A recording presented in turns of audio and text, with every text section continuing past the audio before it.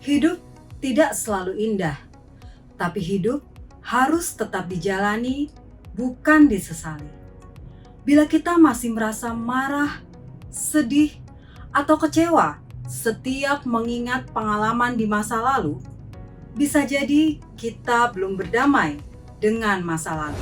Bagaimana cara berdamai dengan masa lalu untuk menyambut masa depan?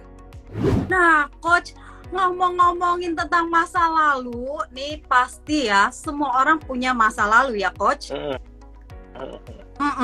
Nah, kalau kita masih marah, sedih, kecewa dengan masa lalu ya, setiap kita ingat-ingat pengalaman di masa lalu, nah itu berarti kita belum berdamai ya, Coach, dengan masa lalu. Bisa jadi, Kak Erni. Jadi, bisa jadi. Ayo, bisa jadi nih. Makanya hari ini kita akan kupas tuntas tentang relationship, bagaimana berdamai dengan masa lalu untuk menyambut masa depan. Oke, Coach, kita langsung aja ya. Siap. Nah, Coach, itu kalau manusia ya, kenapa sih Coach itu lebih mengingat pengalaman-pengalaman yang pahit daripada pengalaman manis. Jadi saking pahitnya tuh sulit banget melupakan kejadian itu. Nah, meskipun itu sakit, tapi kok muncul-muncul terus, Coach? Gimana tuh, Coach? Boleh dijelaskan? Oke. Simpelnya begini nih, Kak Erni sama teman-teman semua.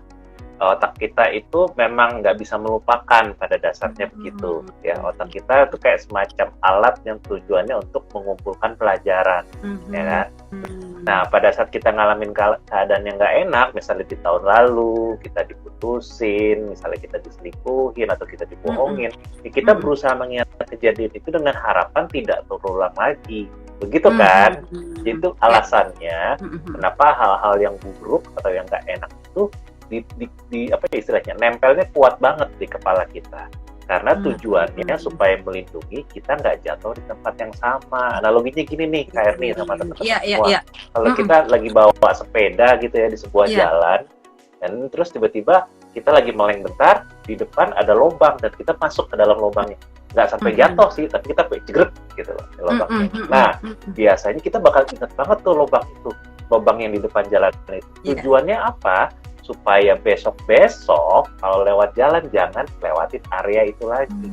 Nah, itu sebabnya kita tuh selalu mengingat hal-hal yang nggak enak biasanya, supaya harap-harap nggak terulang. Cuman sayangnya nih, Kak Erni, sayangnya yang kita ingat cuman sakitnya aja. Itu sebabnya kita jadi susah maju. Begitu. Oke.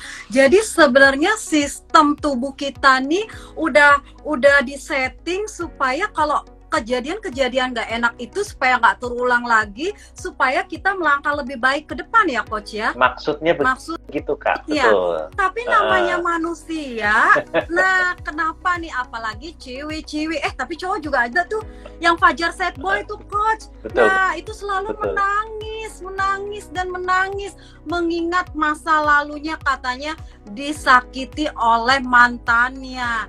Nah, jadi yang tadinya kita harusnya belajar dari kejadian yang tidak enak ini, tetapi kita inget-inget terus. Nah, jadi kita nggak maju-maju ya, Coach ya?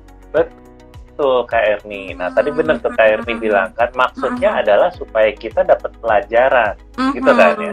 Maksudnya supaya kita mengetahui hal yang jangan diulang lagi. Iya. Cuman mungkin teman-teman di sini atau seperti si Fajar atau yang lainnya, mereka ingat yang indah-indahnya aja gitu loh. Mereka fokus sama hal indah yang pernah ada dalam hidup. Lalu mereka nyadar bahwa keindahan itu sudah tidak ada, makanya sakit lagi gitu loh. Padahal tadi kan udah Kak Erni juga bilang, harusnya kita pakai momen itu untuk cari pelajarannya gitu loh. Pelajarannya apa? Supaya berikutnya kita terhindar dari rasa sakit yang mirip-mirip seperti itu. Jadi orang-orang yang susah melupakan masa lalu itu bukan karena nggak bisa lupa, bukan. Tapi karena fokus sama yang indah-indahnya aja. Dilihatin mulu, dipikirin mulu yang indah-indahnya. Bukan pelajaran yang diambil, tapi keindahannya yang dikenal. Itu sebabnya terus sakit, susah maju. Padahal keindahan itu sudah selesai ya, Coach ya. Padahal keindahan itu sudah selesai, artinya ya sudah gitu ya, kita harus move on nih, tapi kita terus Betul. stuck di situ ya. Aduh. Betul. Nah, Coach, sebenarnya apa nih tanda-tanda seseorang yang belum bisa berdamai dengan masa lalunya? Ada nggak sih ciri-cirinya? Atau apa ya namanya? Kadang orang kan kalau kita lihat kayak contoh si Fajar gitu bawaannya sedih mulu, nangis mulu, atau ada tanda-tanda lain, Coach? Bisa macam-macam ya Kak Erni ya, kalau reaksi orang ya, ada yang memang jadi sedih dan nangis mulu gitu ya. Ada juga yang murung, nggak sampai nangis tapi murung gitu, kayak nggak ada tenaga, kayak dia orangnya lemes, hilang motivasi gitu loh. Ada juga yang orangnya Malas jadi ngapa-ngapain berarti. Betul. Kalau lemes terus masuk- malas mau ngapa-ngapain ya. Makan aja males sih, males makan, males mandi gitu kan ya, males pakai baju bagus, pokoknya males gitu. Ada yang kayak gitu, ada yang jadi ngambek gitu, ngambek marah kayak udah gue nggak mau ngapa-ngapain lagi gitu loh. Dunia tidak adil gitu kan ya, kenapa gue diginiin, salah gue apa? Ada yang jadi ngambek dan marah-marah, ada yang kayak gitu juga. Dan ada juga orang yang malah jadi tidak mau menunjukkan dirinya sedih, jadi dia pura-pura happy gitu kan, dia menyibukkan diri, dia party istilahnya gitu ya, dia sibuk sana sini, sibuk sama kerjaan aja. Saya nggak bilang sibuknya salah ya, tapi istilahnya gini, pada saat kita lagi patah hati atau terluka, kita perlu waktu teman-teman dan KR, kita perlu waktu untuk memprosesnya, nggak bisa cepet-cepet buat happy lagi. Kita perlu waktu untuk bersedih, perlu waktu untuk menangis, perlu waktu untuk memproses. Nanti mau ketawa-ketawa boleh, tapi waktunya itu nggak bisa terlalu cepat gitu. Jadi kalau tadi Kak Erin kan nanya apa sih tanda-tandanya, macam-macam. Bisa yang sedih-sedihan, bisa yang malas-malesan, bisa yang ngambek marah-marahan, ada juga yang bisa kelihatan happy-happy aja nggak ada masalah. Padahal sebenarnya di dalam hatinya lagi sedih dia. Gitu. Itu yang happy aja kelihatan dari luar, dia nggak mau menunjukkan kegalauannya, kesedihannya, kemarahannya.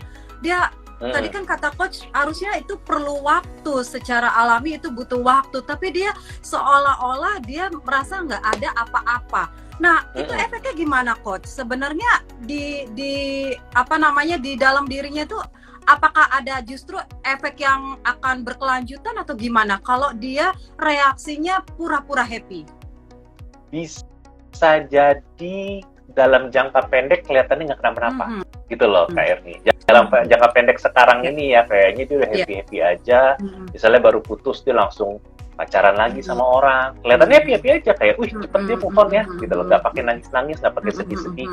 Cuman ada kemungkinan karena dia masih sakit, jadi dia cepet-cepet nyari orang buat ngisi kesepiannya dia gitu, untuk mengisi kehampaannya dia. Sebenarnya dia belum bisa percaya orang misalnya gitu, karena kemarin kan baru disakiti, dia belum bisa tuh untuk bener-bener ngerasa secure, untuk ngerasa peduli, dia belum bisa, orang baru sakitin, tapi dia cepet-cepet pacaran lagi, happy-happy lagi, jadi di hubungan yang barunya dia baru mulai ngerasain tuh efek-efek yang kemarin, kayak kok gue nggak bisa percaya ya, gitu. Kok gue masih keinget mantan ya, kok gue nggak tenang ya, pasangan gue kok kayaknya nggak pernah cinta sama gue ya, padahal pasangannya udah habis-habisan gitu. Nah tapi itu ketahuannya jangka menengah atau jangka panjang kayak ini. Biasanya sih kalau orang yang pura-pura gitu jangka pendeknya nggak kelihatan, kayaknya baik-baik aja deh. Gitu. Makanya banyak orang yang kelihatannya fine-fine aja. Oke. Nah sekarang gimana dong Coach nih caranya bisa berdamai dengan masa lalu? Karena masa lalu adalah masa yang sudah berlalu. Masa depan adalah masa yang ke depan. Fajar keren ya. Aduh, tolong jelasin nih Coach, gimana caranya bisa berdamai? Karena tadi sebenarnya tidak menyelesaikan masalah ya. Memang jangka pendek tadi kalau pura-pura happy ya nggak ketahuan, apalagi dia sudah memulai hubungan yang baru. Tentu di jangka menengah dan jangka panjang tuh baru ketahuan ya. Nah, gimana nih Coach caranya berdamai dengan masa lalu? Oke, kalau berdamai sama masa lalu beda-beda sebenarnya sih Kak Erni ya, kan tergantung kejadiannya apa. Kan ada yang kita terluka karena orang yang melukai kita. Ya. Ya, karena orang itu berbohong, orang itu melanggar janji, ada yang kayak gitu. Ya. Tapi ada juga yang kita terluka karena kita yang ekspektasinya terlalu tinggi. Kita yang terlalu cepat mempercayai, gitu loh. Jadi kita lukanya tuh bisa macam-macam, teman-teman, di sini. Ya, Bisa luka karena orang lain yang memang bersalah, bisa juga karena kitanya yang salah. Nah, kan tadi Kak Erni nanya tuh gimana caranya berdamai sama masa lalu. Coba dievaluasi dulu tempo hari yang kemarin itu, gitu loh. Coba dipikir-pikir, sudah mulai tahu belum itu kenapa kemarin aku bisa sampai ada di sana. Dievaluasi dulu. Apakah karena aku yang memang terlalu cepat? Apakah aku yang terlalu memaksakan diri dari awal? Gitu. Apakah memang orangnya itu yang dari awal dia niatnya buruk dan aku korban? Jadi coba dianalisa di situ dulu, gitu. Nanti kita akan tahu tuh sampai sana. Makanya nih kan yang tadi di awal kita bahas ya soal pelajarannya apa. Nah itu coba dicari pelajarannya di masa lalu.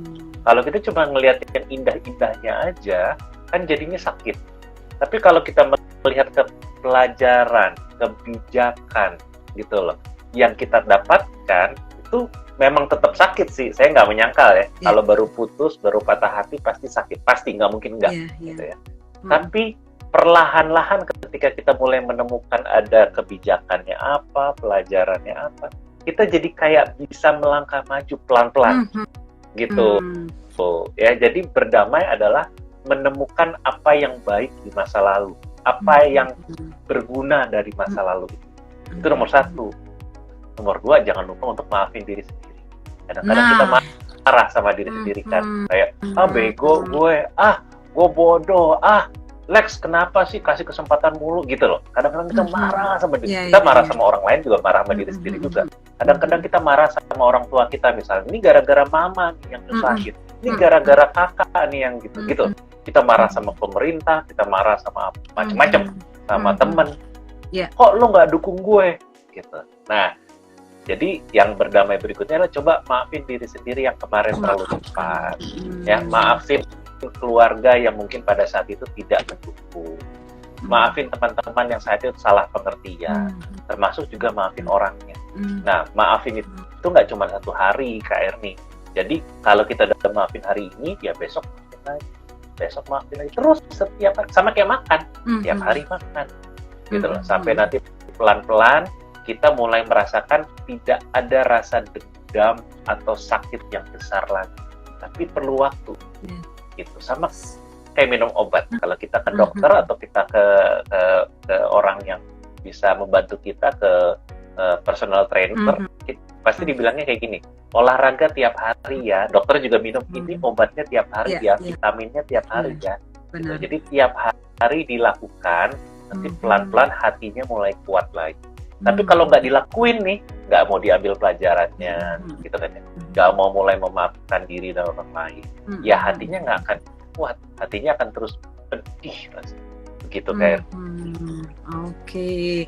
Jadi sebenarnya kita itu berdamai dengan masa lalunya nggak bisa dilupakan ya, Coach? Nggak bisa dilupakan. Betul banget itu, ya. Nggak bisa ya. Jadi kalau tadi kita mau berdamai, yang terpenting ini yang sering kita lupa nih untuk memaafkan diri sendiri. Itu poin penting banget, ya. Oke, kita lanjut lagi nih, Coach. Untuk kalau sudah berdamai, berarti kan kita nggak bisa diam di tempat. Kita harus move on. Nah, ini nih, saya juga sudah lihat nih di feednya Coach nih tentang move on. Tipsnya itu berkembang. Nah, boleh tuh Coach dijelaskan lagi, penting banget ini move on sama dengan berkembang. Gimana maksudnya, Coach? Begini,